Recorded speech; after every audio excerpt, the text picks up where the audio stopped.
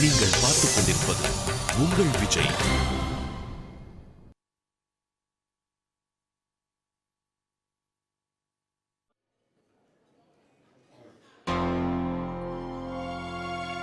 சரி, நான் அப்புறமா பேசுறேன். ஹாய்ண்ணா. ஹாய், உட்காருங்க.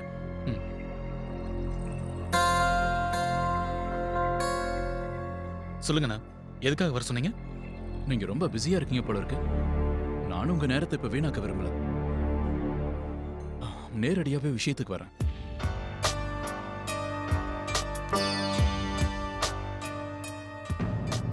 அன்னைக்கு வீட்டுக்கு வந்து நீங்க கொடுத்துட்டு போன பேப்பர்ஸ் இது.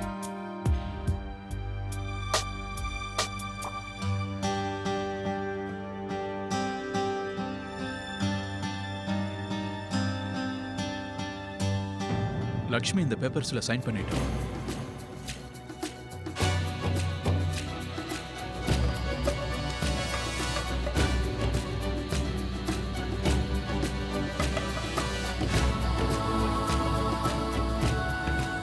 நீங்க ரெண்டு பேரும் பிரிஞ்சிடுங்க. எங்க வீட்டுல எல்லாரும் இந்த முடிவு எடுத்துட்டோம். வேற என்ன பண்றது?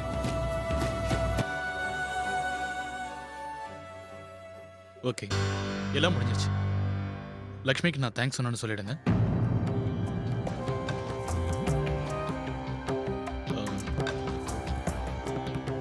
ரெண்டு பேரும் ஒத்துக்கிட்டதுனால இந்த டிவோர்ஸ் வேலை சீக்கிரமா முடிஞ்சிடும்.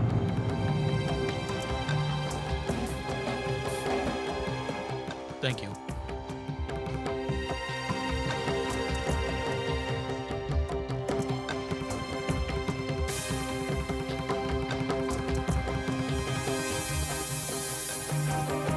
என்னது?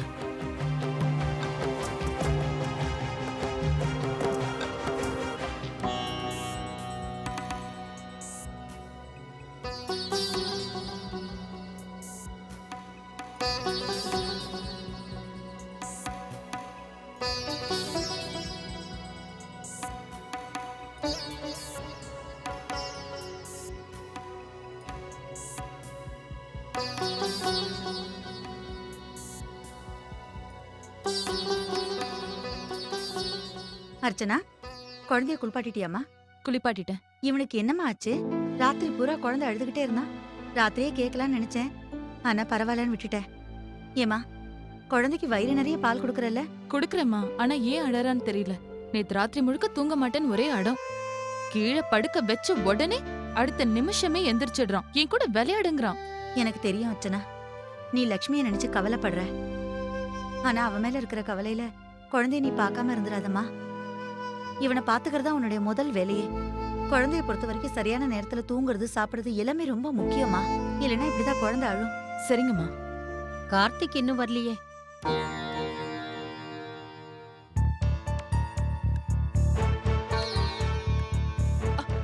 கார்த்திக்,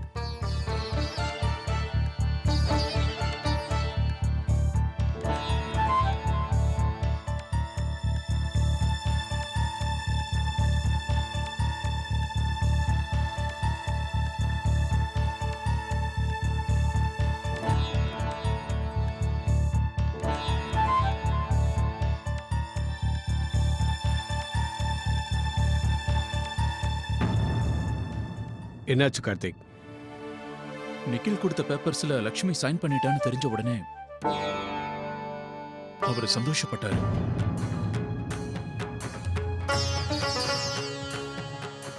ஐயோ, அப்படியா?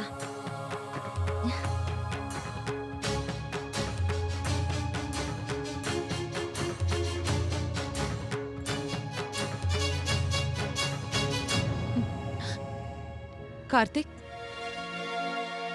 லக்ஷ்மி காதுல விழற மாதிரி நீங்க கரெக்டா சொன்னீங்க. அவளை பாத்தீங்களா? அவ அப்படியே ஷாக் ஆயிட்டா. நிக்கிலும் இப்படிதான் ஷாக் ஆயிருப்பாருல்ல? அப்படிதானே கார்த்திக்? மாப்பிள்ள முகம் அப்படியே வாடி போயிருக்கணுமே. எல்லாமே நாம நினைச்சபடி தானேப்பா நடக்குது.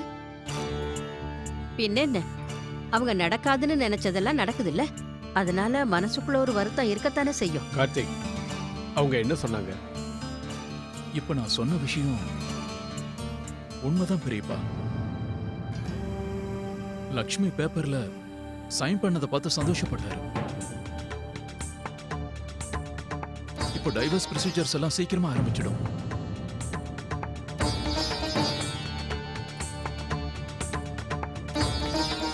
இப்ப என்ன பண்றதுங்க? சந்தோஷமாயிட்டாருன்னா அவருக்கு அதிர்ச்சியாவே இல்லையா? அ, அ, கார்த்திக் அவரு ஏதாவது சொல்லியிருப்பாரே. அது வந்து கொஞ்சமாவது அவருக்கு வருத்தம் இருக்கணும்ல. அவர் உங்க முன்னாடி காட்டியிருக்க மாட்டாரு. ஆனா இல்ல அர்ச்சனா, அந்த மாதிரி ஏதாவது இருந்தா அவர் சொல்லியிருப்பாரு.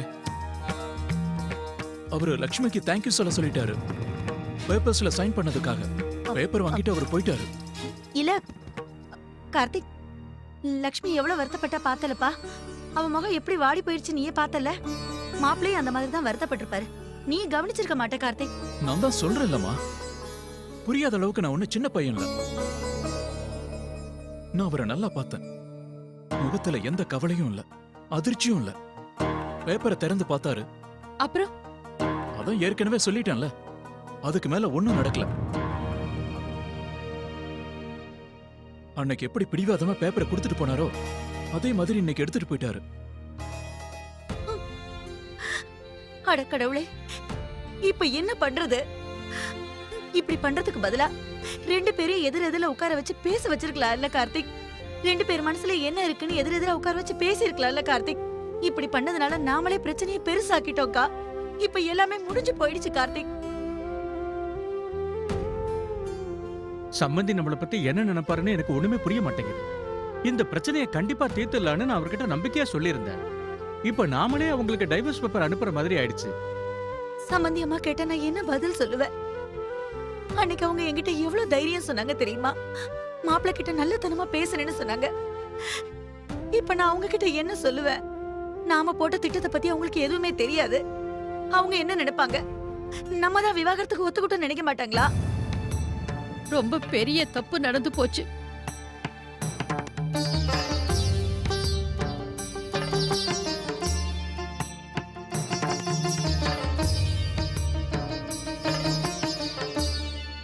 நீங்க ஒண்ணும் கவலைப்படாதீங்க, நான் அவர்கிட்ட பேசி பார்க்கறேன்.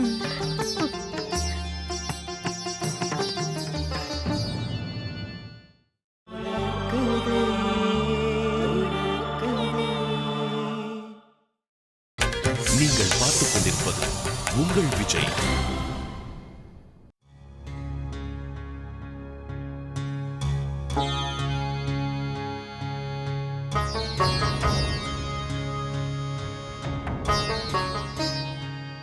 அது வந்து பசங்க ஏதோ முயற்சி பண்ணி பார்த்தாங்க.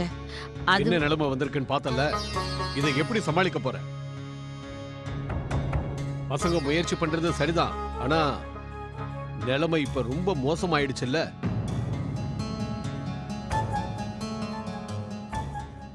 கடவுளே, இப்ப நம்ம என்ன பண்றது? லக்ஷ்மி, அவளை நம்ம வற்புறுத்தி வேற கையெழுத்து போட வச்சுட்டோம். இது தெரிஞ்சா சம்பந்தி பாவம் ரொம்ப வருத்தப்படுவாரு. அவர் இதை எதிர்பார்த்திருக்கவே மாட்டாரு. எனக்கு என்னமோ ரொம்ப பயமா இருக்கு கார்த்திக். அர்ச்சனா, இப்ப என்ன பண்றதுமா? எனக்கு ஒண்ணுமே புரியல. அம்மா, நீங்க ப்ளீஸ் டென்ஷன் ஆகாதீங்க, கொஞ்சம் கண்ட்ரோல் பண்ணிக்கங்க.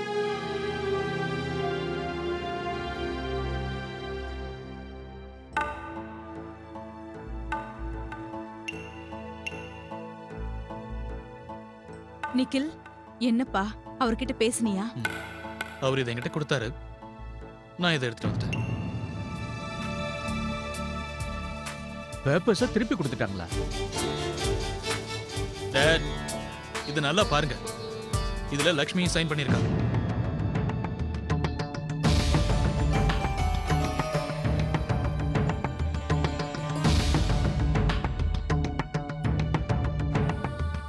என்ன? ஆனா அவங்க டைவர்ஸ் தான் வேண்டாம்னு சொன்னாங்களே, அப்புறம் எப்படி இது? கார்த்திக் அண்ணனே சொன்னார், இது இப்ப லக்ஷ்மியோட முடிவு மட்டும் இல்லையா, அவங்க குடும்பத்தோட முடிவும் இதுதானா. என்னமோ நான் தான் தப்பு பண்றேன்னு சொன்னீங்க, அட்வைஸ் பண்ணீங்க. இப்ப பாத்தீங்களா, லக்ஷ்மி அதே தப்பு தானே பண்ணிருக்கா. பாருங்க எவ்வளவு சந்தோஷமா இதுல லக்ஷ்மி சைன் பண்ணி அனுப்பியிருக்கான்னு பாருங்க. அவளுக்கே கவலை இல்லாத போது எனக்கு பிரச்சனையே இல்லை.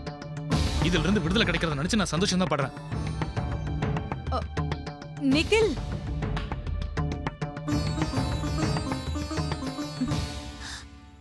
இப்ப நம்ம என்ன பண்ண போறோம் கார்த்திக்? லக்ஷ்மிக்கு விவாகரத்துல விருப்பம் இல்லைன்னு தெளிவா தெரியுது அர்ச்சனா. ஆனா நிக்கில் அவசரப்பட்டு கோர்ட்டுக்கு போயிட்டாருன்னா என்ன பண்றது? பிரச்சனை ரொம்ப பெருசாயிடுமே. நம்ம இதையெல்லாம் எதிர்பார்க்கவே இல்லையே. 2 பேருமே பிடிவாதமா இருக்காங்க. நமக்குள்ளேயும் சண்டையெல்லாம் வந்திருக்குதான். ஆனா விவாகரத்து வரைக்கும் போறது, அத பத்தியெல்லாம் நம்ம நினைச்சு கூட பார்த்தது கிடையாது. நம்ம டைம் எடுத்துக்கிட்டோம், கொஞ்ச நாள் காத்திருந்தோம், எல்லாம் சரியாயிடுன்னு பொறுமையா இருந்தோம். ஆனா நிக்கில பாரு, பேப்பர்ஸ் எடுத்துக்கிட்டு போயிட்டாரு. பிரிஞ்சா போதுன்னு இருக்காரு. என்னால இப்ப கூட நம்ப முடியல. கார்த்திக், ஒருவேளை இந்த பிரச்சனையெல்லாம் நம்மளால தான் நடக்குதோ? இப்ப என்ன பண்றது கார்த்திக்? அங்கிளும் ஆண்டியும் என்ன நினைக்கிறாங்கன்னே தெரியல. இப்பவும் நமக்கு நிறைய டைம் இருக்கு கார்த்திக். சரி பண்ண ஏதாவது யோசிக்கணும்.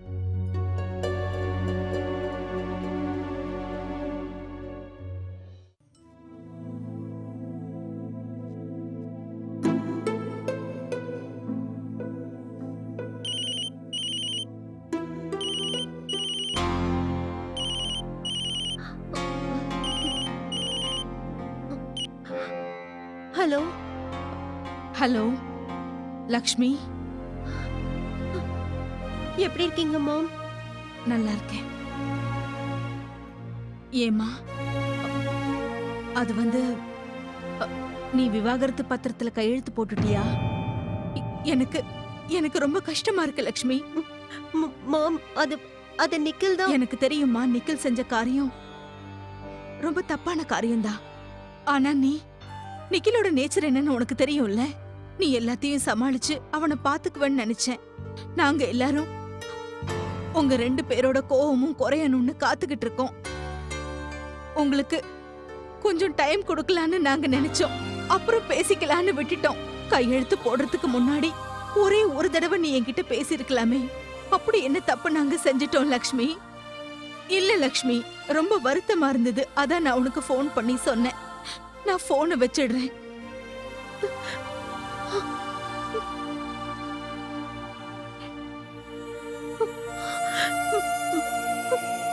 மாம்,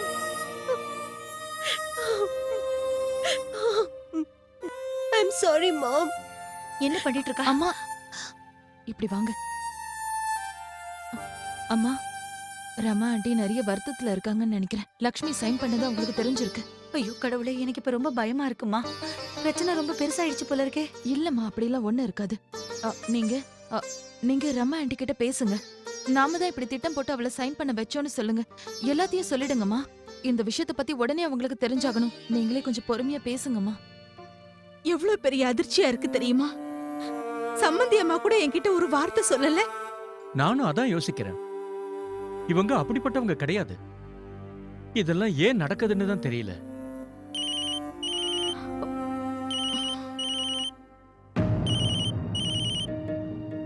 சம்மந்தி அம்மா தான் ஃபோன் பண்றாங்க.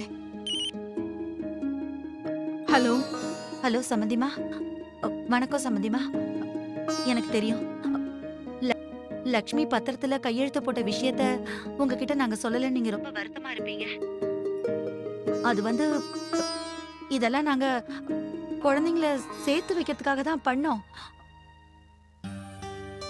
என்ன விவாகரத்து வாங்கி அவங்க 2 பேரும் சேருவாங்களா? இல்ல இல்ல, நான் அப்படி சொல்ல வரல. நான் என்ன சொல்ல வரேன்னா, நாங்க லக்ஷ்மியை வற்புறுத்தி தான் அந்த பேப்பர்ல கையெழுத்து போட வச்சோம். என்னது? ஆமா சம்மந்திமா. பசங்க 2 பேரும் ரொம்ப பிடிவாதமா இருக்காங்கல்ல.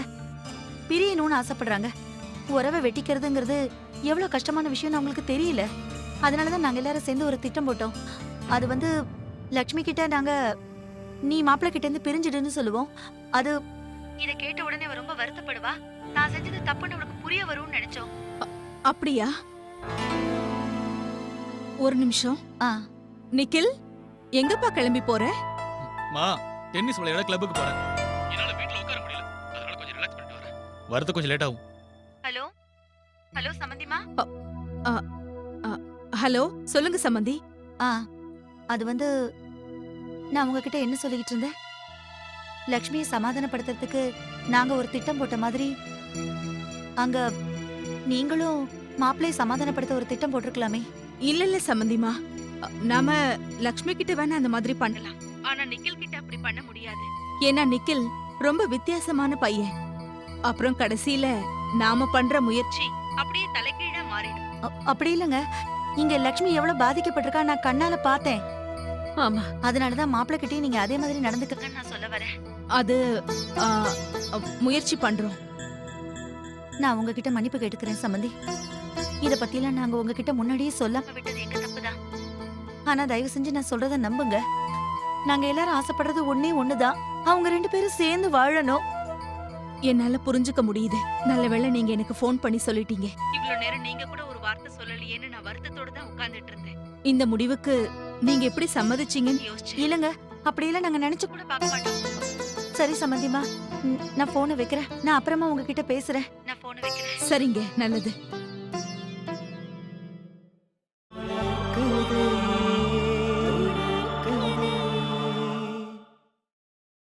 நீங்கள் பார்த்துக் கொண்டிருப்பது உங்கள் விஜய். அம்மா, ஆண்டி என்ன சொன்னாங்க? நான் உங்களுக்கு ஃபோன் பண்ணது ரொம்ப நல்லதா போச்சு. நிஜமாவே அவங்க ரொம்ப கோவத்துல தான் இருந்திருக்காங்க. நிக்கில பத்தி அவங்க என்ன சொன்னாங்க? மாப்பிள்ளையோட குணம் ரொம்ப வித்தியாசமானதுன்னு சொல்றாங்க. லக்ஷ்மி ரொம்ப கஷ்டப்படுற மாதிரி அவர் எதுவுமே கஷ்டப்பட மாட்டாரா. லக்ஷ்மி கையெழுத்து போட்டதை பத்தி நிக்கில் என்ன சொன்னாரா? அத பத்தி கேட்கவே நான் மறந்துட்டேன் கார்த்திக். ஆனா எந்த பாதிப்பும் ஏற்பட்ட மாதிரி எனக்கு தெரியலையே கார்த்திக். ஏன்னா மாப்பிள்ளை சம்பந்தியம்மா கிட்ட பேசுறத நான் போன்ல கேட்டேன். அவர் ஏதோ ஜாலியா கிளப்புக்கு போறத பத்தி பேசிட்டு இருந்தாரு. ஆ, அப்ப அவர் வருத்தப்படவே இல்லையா? அம்மா அவர் கிளப்புக்கு தானே போறாரு. லக்ஷ்மி ஒரு தடவை என்கிட்ட சொல்லியிருக்கா, அவர் எல்லா சாட்டர்டேவும் டென்னிஸ் விளையாட கிளப்புக்கு போவாராம். ஆரம்பத்துல லக்ஷ்மி அவர் கூட போயிட்டு இருந்தாலாம். ஒரு வேலை பண்ணலாமா? எனக்கு ஒரு யோசனை தோணுது. லக்ஷ்மிய நாம அங்க கூட்டிட்டு போனா என்ன? அது 2 பேரையும் நேருக்கு நேர் சந்திக்க வைப்போம். ஏதாவது பேசிப்பாங்கல்ல. வேண்டாம் வேண்டாம், அதெல்லாம் ஒண்ணும் வேண்டாம். ஏற்கனவே உங்க பெரியப்பா கோவமா இருக்கிறாரு. ஆனா நடந்த விஷயத்தால 2 பேருமே ரொம்ப வருத்தத்துல தானே இருக்காங்க. ஒருத்தருக்கு ஒருத்தர் பேசிக்க மாட்டேங்கிறாங்க. ஆனா இப்படி எல்லாம் நடக்கிறது அவங்களுக்கும் விருப்பம் இல்ல தானே. ஒருவேளை சந்திச்சாங்கன்னா அவங்க மனசுல என்ன இருக்குன்னு தெரிஞ்சிரும்ல. அண்ட் இன்னொரு விஷயமும் நடக்க வாய்ப்பு இருக்கு. அவங்க சமாதானமா ஆகலாம். கார்த்திக், நாம இங்க ஒரு கணக்கு போட்டு செஞ்சா அது வேற மாதிரி முடியுதுப்பா. ஆமா கார்த்திக், அவங்க 2 பேரோட மனசுல என்ன இருக்குன்னு நமக்கு எப்படிப்பா தெரியும்? அம்மா, பிரச்சனை நடக்கிறது சகஜம். நீங்களே யோசிச்சு பாருங்க. நாம இப்ப லக்ஷ்மி கிட்ட போய் அவர்கிட்ட நேரடியா போய் பேசுன்னு சொன்னா அவ போய் பேசுவாளா?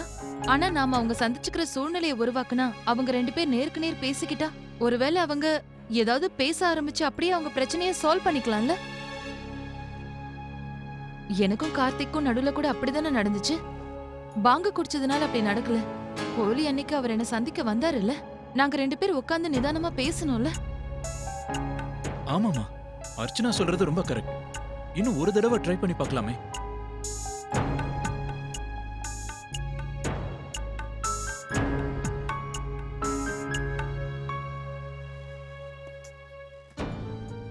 நான் ஒரு வேலை பண்றேன். நான் சயின்ஸே படிச்சுக்கிறேன், இங்கிலீஷ் அப்புறமா படிச்சுக்கிறேன்.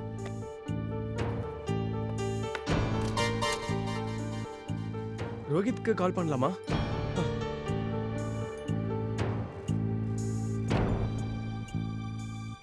ரோஹித், அது சரி. சயின்ஸ்ல எதெல்லாம் முக்கியமான சாப்டர்னு கொஞ்சம் சொல்ல ப்ளீஸ். இல்லடா, நான் இன்னும் சரியா படிக்கவே ஆரம்பிக்கல. சரி, நீ படிச்சு முடிச்சிட்டியா? என்ன, நீ நீ நீ ரிவிஷன் பண்றியா? சரிடா, நான் இப்ப போனை வச்சிடுறேன். நான் படிக்க போறேன். அதான்.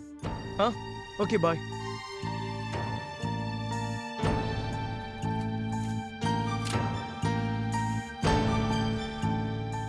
இவ்வளவு போர்ஷன்ஸ் இருக்கே, நான் எப்படி இதை கம்ப்ளீட் பண்றது? நல்லா இருக்கா? அண்ணே, ஏன் இப்படி வற்புறுத்துறீங்க? நீங்க மட்டும் போயிட்டு வாங்கல. எனக்கு இப்ப வெளியில வரதுக்கு மூடே இல்ல. லக்ஷ்மி, நாள் முழுக்க வீட்டுக்குள்ளேயே அடைஞ்சு கிடந்து என்ன பண்ண போற? எங்க கூட அப்படியே வெளியில வந்து கொஞ்சம் ஊரை சுத்தி பார்த்தா மனசுக்கும் கொஞ்சம் ஆறுதலா இருக்கும்ல. இன்னைக்கு உனக்காக உங்க அண்ணன் ஸ்பெஷலா லீவ் போட்டிருக்காரு, வெளியில கூட்டிட்டு போகணும்னு. ஒரு காஃபி குடிக்கலாம்ல? அதுவும் நம்ம ஊர்ல இருக்கிற ராயல் கிளப்ல. நிறைய கேள்விப்பட்டிருக்கேன், ஆனா போய் குடிச்சதே இல்ல. சோ இன்னைக்கு அங்கேயே போய் காஃபி குடிக்கலாம். ஆனா கார்த்திக் இப்போ லக்ஷ்மி வேண்டாங்கறா. இல்ல, நீ வாங்க, நானும் வரேன். நானும் நக்ஷ் கூட ஜாலியா வருவேன். போலாமா?